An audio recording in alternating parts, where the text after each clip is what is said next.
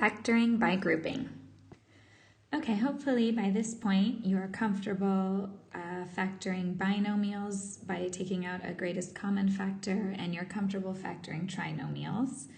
But factoring by grouping is another strategy we use when we want to factor polynomials that have 4 terms. Let's look at this polynomial below as our first example. We have 4 terms, and we want to figure out how to factor this. So how to end up with a final polynomial that just looks like, or a final expression that looks like something, some polynomial times some other polynomial. So look at the steps in the green box. First step is to just break up these 4 terms into 2 different groups. Okay, now let's just look at them one group at a time. So in the first group, we want to factor out the greatest common factor. I notice that among the numbers 3 and 2, there's not really a common factor beside 1. But for x cubed and x squared, both of those have an x squared in them. Remember, this is 3 x's, this is 2 x's. So what's common to both is x squared. Okay, so if we took out that greatest common factor, and then notice what was left over. So if you take 3x cubed divided by that greatest common factor we took out, we would have a 3 left over and an x left over. Okay? If you look at the second term and you take 2x squared and you divide by the x squared, the greatest common factor we just took out, you'd have a 2 left over. X squared divided by x squared disappears. It's just 1, so there's no need to write it. Now let's look at the second term. Again, we want to take out, let me go ahead and write this so it's more clear.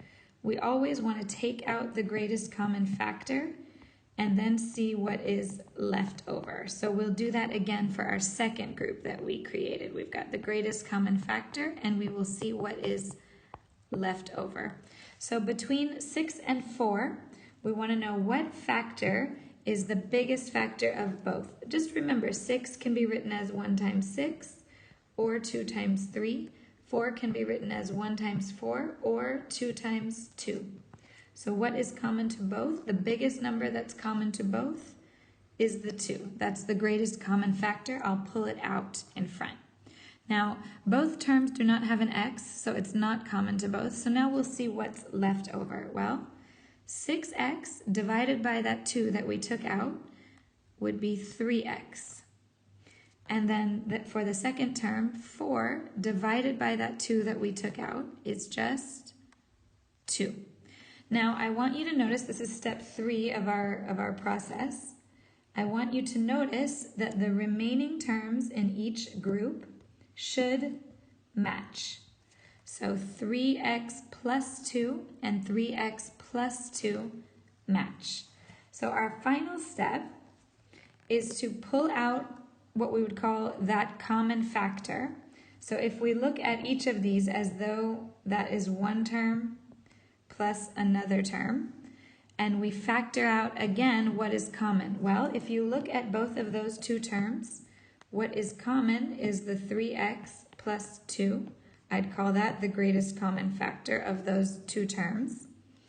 And then what is left over, let's get a nice color here, is x squared plus 2. So then as your leftovers, that's what's left over, the x squared plus 2.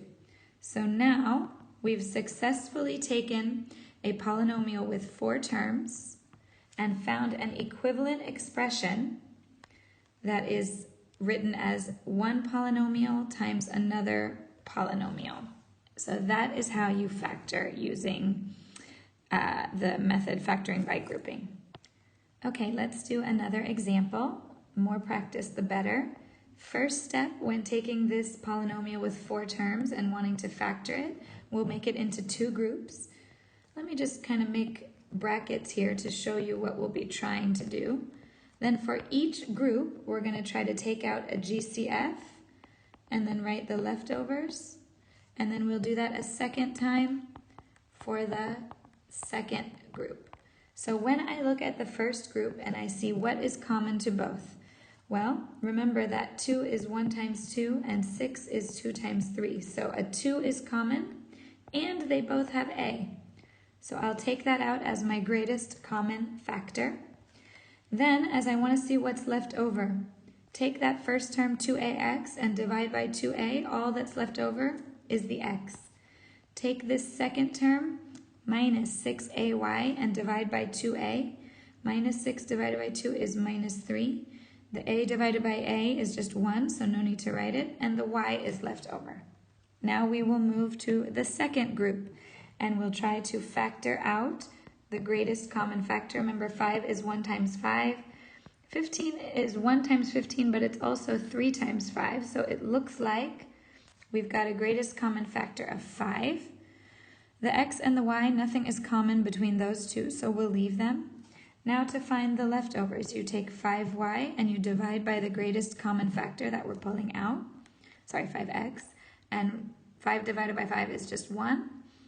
X is left over. And now for the second term, minus 15 divided by 5 is minus 5. And the y is left, is minus 15 divided by 5 is minus 3. And the y is left over. So now we should notice that our leftovers, if we did everything right, they should match. So our final few steps are to look at this as though it's two terms. And then notice the leftovers are common to both. So that's x minus 3y. And then for our remaining term, it's just the 2a plus 5 left over. So this would be our answer when we factor that 4-termed polynomial and we factor it into a binomial times a binomial. Okay, here is one last example, and before we get into it, I want to point out something. This example has, as the third term, it has a minus. And that's actually going to get a little bit tricky when we factor, so let me give you a tip to start. Start out, if you see a minus in front of that third term, start out by rewriting the whole polynomial, and instead of just writing the minus as that third term, write plus a minus, which is exactly the same, but it will help you when you're forming your two groups and you're factoring. Okay, so again, we're going to treat these separately, and we do the GCF factoring and we find the leftovers, and we'll do it again for the second group, GCF and leftovers. So when I look at 12 and 9, I see that the 3 is a common factor, it's the biggest common factor, and they both have x's, so I see that x squared is the greatest common factor. And now I'm going to move a little bit more quickly because we've reviewed this a lot. The leftovers, 12 divided by 3 is 4, x cubed divided by x is just x, and minus 9 divided by 3 is minus 3, x squared divided by x squared is just 1, so there's no need to write it. Now, with this minus, I advise you to take the minus sign out of both terms. So I look and I see the greatest common factor of both terms is a minus 10. So now minus 40x divided by minus 10 is just 4x. And then, let me write that in blue, that was this, minus 40x divided by minus 10 is just 4x. And then 30 divided by minus 10 is just minus 3. And look at us, we did it, the leftovers match. So now we can move to the last step, which is just looking at these as though it is one term plus another term. So the common factor is 4x minus 3, and what is left over is 3x squared minus 10.